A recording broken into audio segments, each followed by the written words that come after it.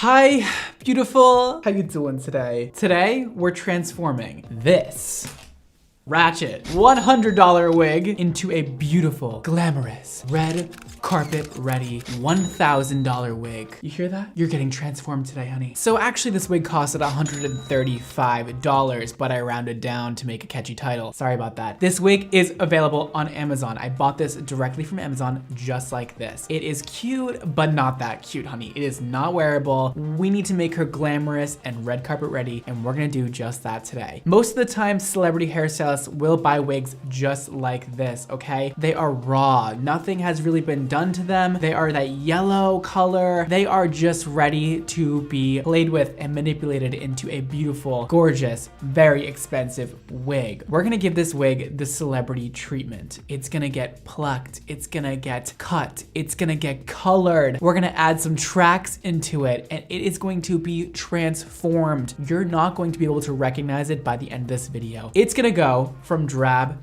to fab very fast, right before your eyes. I'm gonna show you some of the techniques celebrity hairstylists use to transform wigs and customize them for their celebrity clientele so that when they wear the wigs on the red carpet, you have no idea if it's their real hair or if it's a wig. And most of the time, if it's done very well, you'll have no idea that that person was wearing a wig. All right, I got my wig, I got these hands, I got a lot of color over here, so let's get started.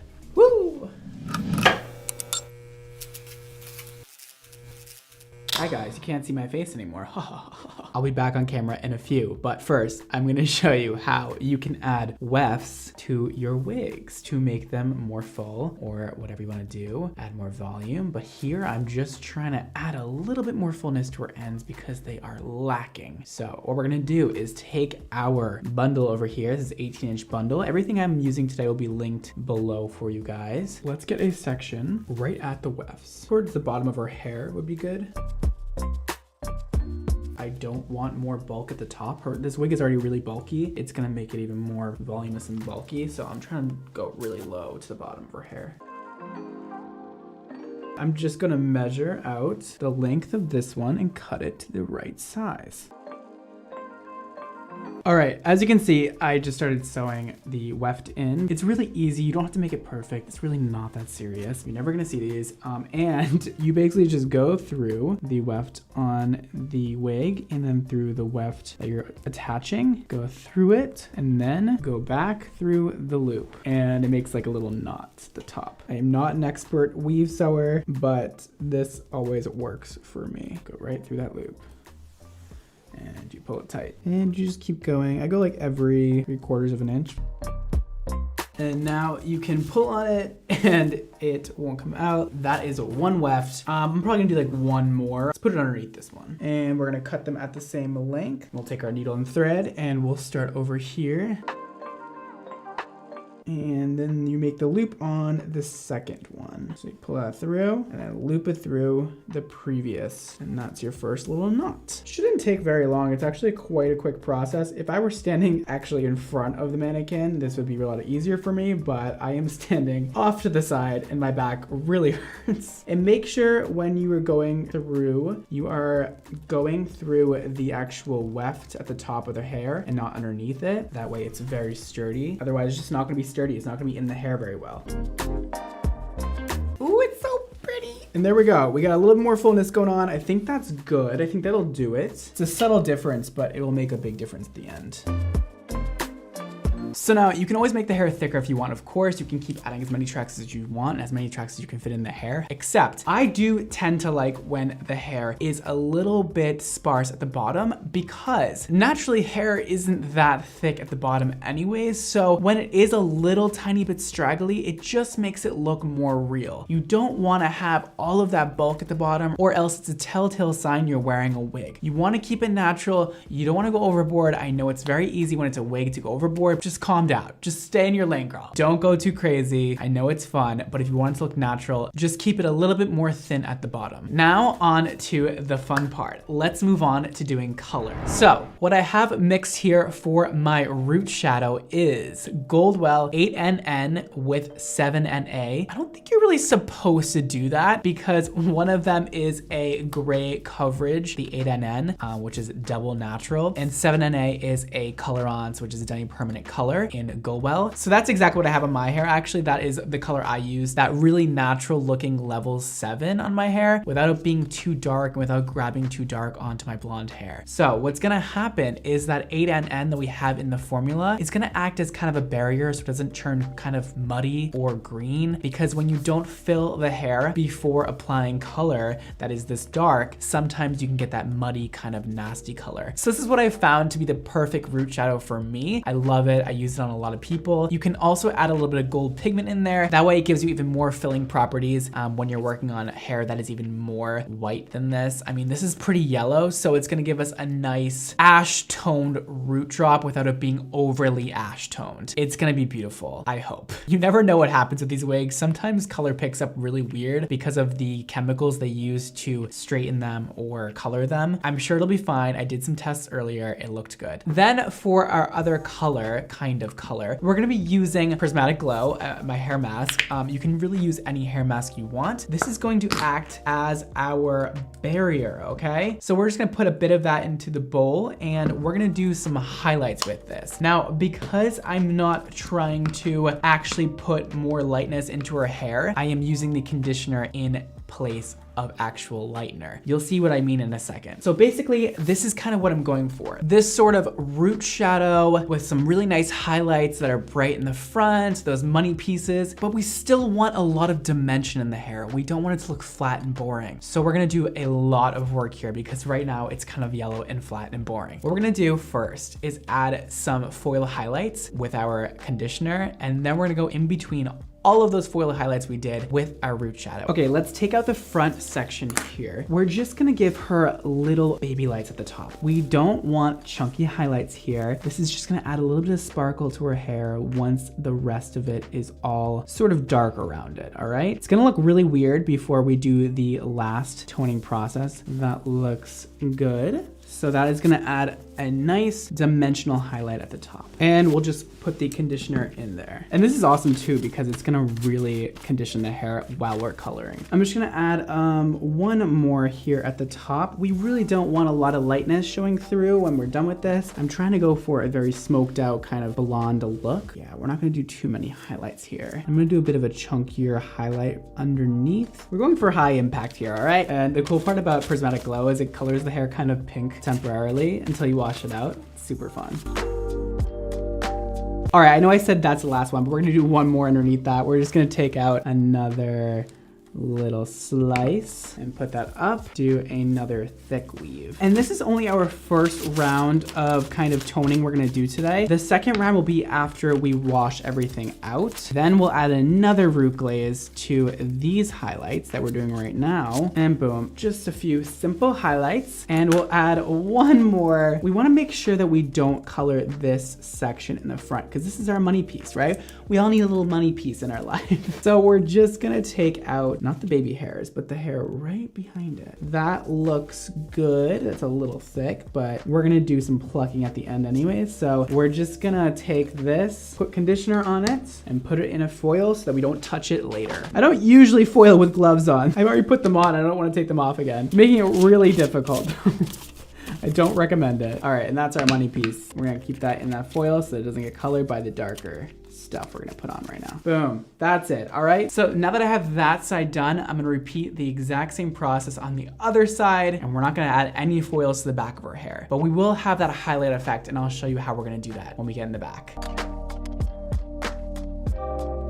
All right, so that is our conditioner foiling all done. We have a total of 8 foils going on. We have 2 in the front and 3 on each side. These are kind of our baby lights, and then these are our thick highlights underneath. This is just gonna add a beautiful amount of dimension on the top without it being over dimensional and overdone, okay? And then we're gonna work through the rest of the hair and sort of make highlights with our root shadow. So this is super easy. Just start painting away, all right? It's not that serious. Try to not get on the lace because it is a dark color. However, pretty hard to avoid here. Just avoid it as much as possible. So I'm just gonna work through this section, pulling these sections back. And this is definitely much easier on a real human. I am also trying to show you guys at the same time. There's a lot going on right now. Because this is the side of her head and it's underneath the rest of the foils, what we're trying to do is create a lot of depth. So what you're gonna do here, bring this kind of low light root shadow formula pretty far down. It's gonna feel kind of unnatural to make the hair look so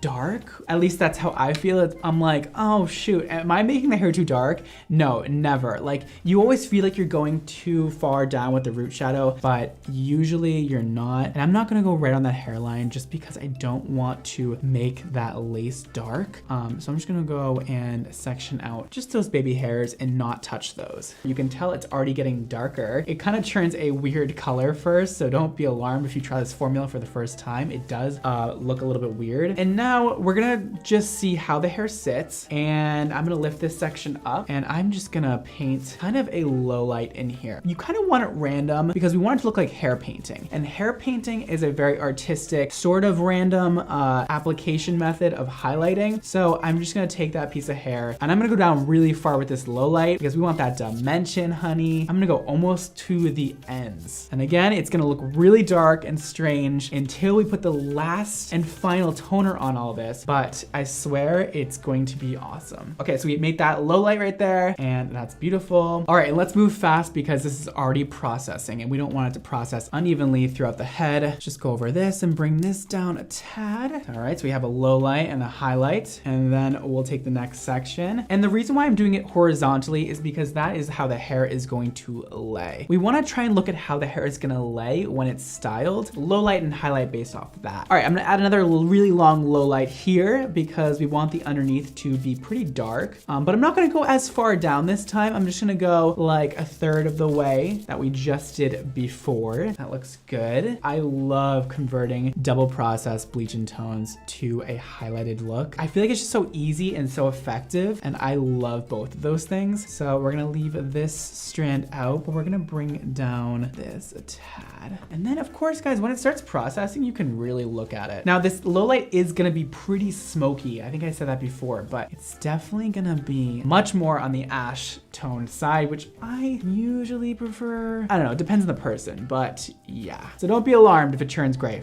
a little bit. All right, I'm gonna add a low light right here just because I feel like it needs it. If you don't know hair that well, maybe this isn't the right application method for you, but I happen to love stuff like this where it's kind of just, you're eyeballing it and you're really making an art piece out of the hair. And that is the reason why, you know, professional hair color costs so much money, is because it really is art to a lot of us, and we are creating a masterpiece of sorts on your head, and not a lot of people can do that properly. All right, you can see the low lights starting to process here. I'm gonna bring this piece down a bit more. You can always work again through it, you know, change your mind, and that is gonna do it. All right, so now that we have that first little bit done, let's move on to the top. I like to work from the bottom up. It's really annoying to try and get the hair out of the way when it's already colored on the top and you work your way down. Let's go in here and just color those roots and however you would like. Now I tend to go in a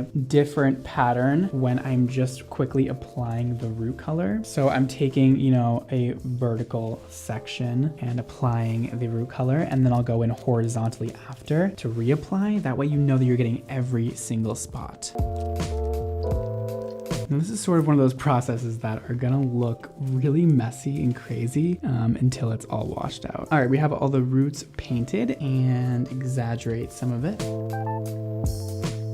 Now you're gonna feel like you're doing maybe a lot of low lights, right? Like I'm gonna paint this entire section. The weird part about it is that when you wash it out, it never looks that crazy. Like it doesn't look like you put chunks of low lights in. When you do like a very little amount of it, it just doesn't look like anything. So I recommend, you know, doing more than you might think is necessary of low lighting, and it'll have the perfect effect. Let's bring that root way down.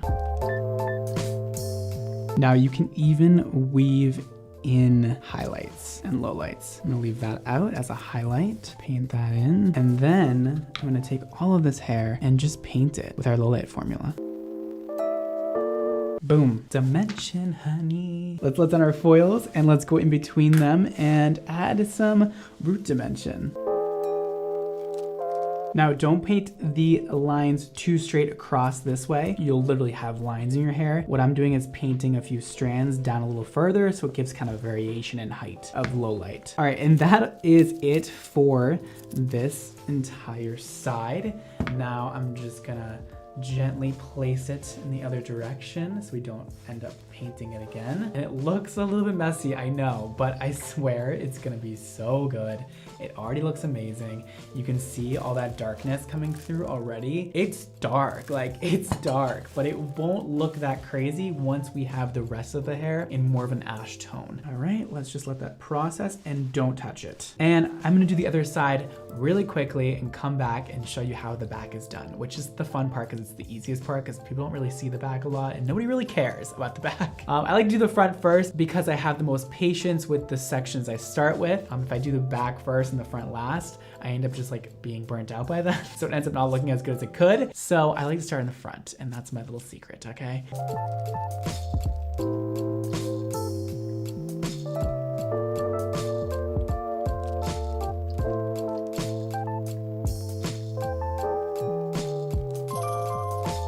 Okay, that is the front all complete. Oh, I love when I'm done with the front. It means I'm halfway done and the back is easy. Okay.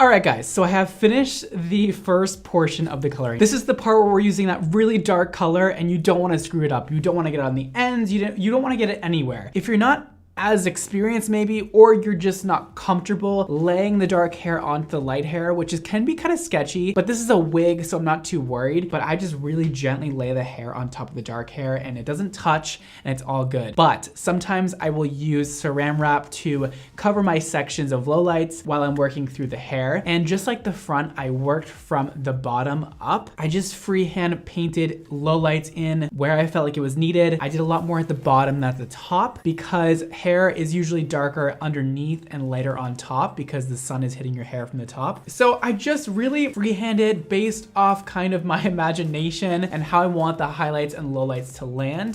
That does take experience. If you're not as experienced, it might be very hard for you, but that is just how I like to work. And as you can see, this side has started processing and this side hasn't really, but it looks amazing. That root color is gorgeous. Now, when I rinse all this off in about 20 minutes, it's gonna look weird. It's gonna look really weird and not good, but we have another process to do after this with color, and I'll show you guys what that is in a few moments once I have this all rinsed off, and I'll show you what the result of this round is, and it's not gonna look good, and then we're gonna do the actual finishing round where it's all gonna come together and make a beautiful low light, highlight, hair painted, balayage style masterpiece. It's gonna look great. I'm excited about how this is processing. It looks amazing, and yeah. Cool. I'll see you guys when this is all rinsed off. Oh, I'm starting to go crazy. That's what happens every single time I record a wig video like this. Actually, it looks amazing. I'm really happy with these results. As you can see, she looks like she's been foil highlighted, but all we did was a root shadow. Kind of really cool. And it didn't take a ton of time. Of course, I was working on a wig, so it took a little bit more time, but normally it would be really quick. Now that we have this all rinsed out, we're gonna now apply the all over glaze glaze or toner, whatever you want to call it.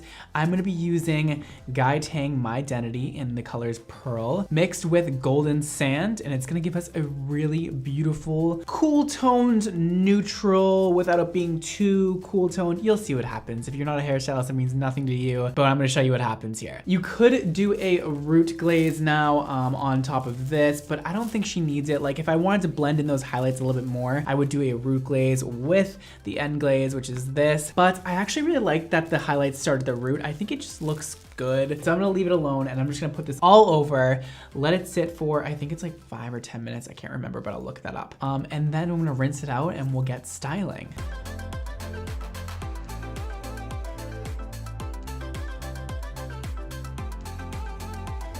We're gonna let that sit for however long I'm supposed to let it sit for, which I don't know how long that is. I'm gonna rinse it off. It's already looking incredible. It's getting that like sandy, pearly tone. Ooh, I love it so much. And then we're gonna come back after it's rinsed off, do a little bit of cutting, a little bit of styling, and pull it all together. It's gonna be amazing. I can't wait.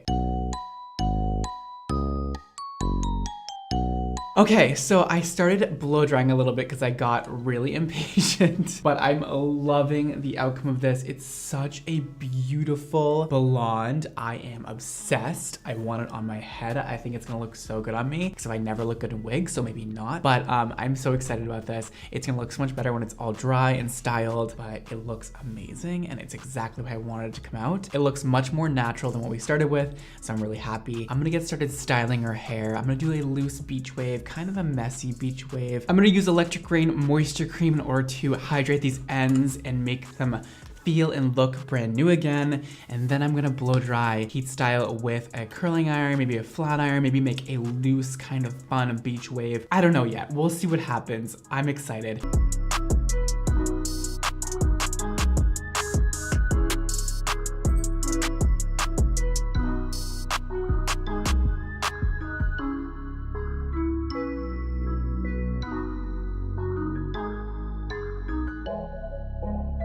Okay, I am like 3/4 of the way done here. We're making progress. As you can see, I'm doing this really light beach wave, but it's so pretty. I'm gonna show you quickly how I do that. It's super easy. You just need to have skill with the Marcel iron. And if you don't know what that is, I'll show you in a second. I'm using Beach Club by IGK to texturize the hair. This is gonna add hold and make it kind of piecey looking.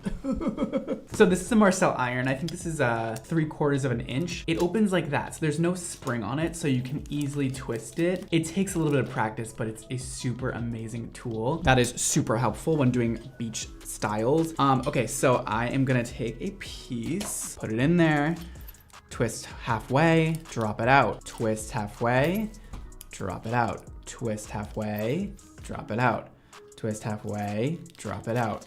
And that's it. And then you get this really tiny little ringlet curl, and then we end up combing that out after, which I'll show you, but that's all you really do. It's super fun, it's super easy. I love doing this because it makes the styling go by really fast, and it's really pretty.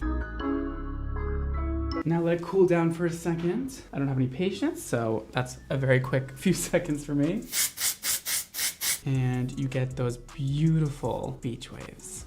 Look how pretty that is. I'm obsessed. It's crazy to think where this wig started and now it's here. Color and styling is wild. It's a wild thing. I'm gonna clean up. I'm gonna put the finishing touches on this wig. I'm gonna cut the lace off with a little razor, make it a little bit jagged so it's not perfect. That's a great way to blend in the lace to your real skin. Otherwise, if you cut it straight across, it's a very harsh line. I'm gonna do that really quick. We're gonna finish up the style and I'm gonna plop it on my head and I'm gonna look like an idiot, but that's okay. Actually, hopefully this is kind of cute on me. I feel like it might be. We'll see. I just take one of these eyebrow razors and you can just cut along the lace and make it a little bit jagged, but I'm not gonna do that until it's on my head. And I'm not gonna do that on camera because it's way too difficult for me. So I'll see you when the wig is plopped on my head and I'll show you guys the finished result. Woo! I'm excited to finish this up. It's been 10,000 hours. Okay, you guys, so I look crazy like I do in every single wig video. Yeah, but I love the wig. Okay, I'm gonna show you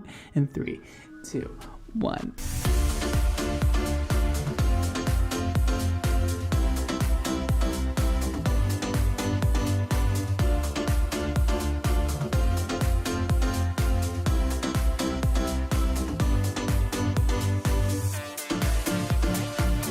I feel like a Lauren or like a Whitney or like whatever, but okay, I absolutely love it. Like if this was on a girl and this was glued down, it would look stunning. I mean, hello, look at this color. It's like a bronzy, silvery tan blonde, and I'm obsessed with it. You guys, isn't it crazy how it looks like we did foil highlights on this and all we did was basically a toner? It's crazy what you can do when you know good toning techniques and how to do a nice root drop. I spent not a lot of time coloring this. The outcome is so stunning and it looks like we spent days doing it. It's amazing that she came from, you know, that yellowy blonde, platinum blonde, all over one color, and then we ended up with this. Like, what? How is that possible? Hello? I love a good transformation. I feel like I'm embracing my like Tarzan life right now, but also like Whitney life. Like, I don't know. I love these waves. This is a great technique to use at home on yourself. It's super easy to get that kind of beach wave if you know how to use a Marcel iron. No, I can work it for sure, for sure. No, I can't.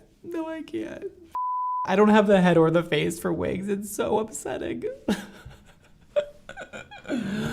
But like, whatever, you know. It was so much fun for me to do a wig that isn't totally like colorful and crazy, because this is the stuff that I excel at, is like natural colors. I just find it very therapeutic for me to transform hair from, you know, yellow nastiness to stuff like this. I just think it takes a lot of hard work and talent and a lot of skill, and I just love doing it. Update, you guys, it looks a lot better with the side part. I was playing around with it and I was like, you know what? I look way cuter with the side part. And I have got to show everybody, it's like way cuter with the side part, right? Like, come on, hello, hello.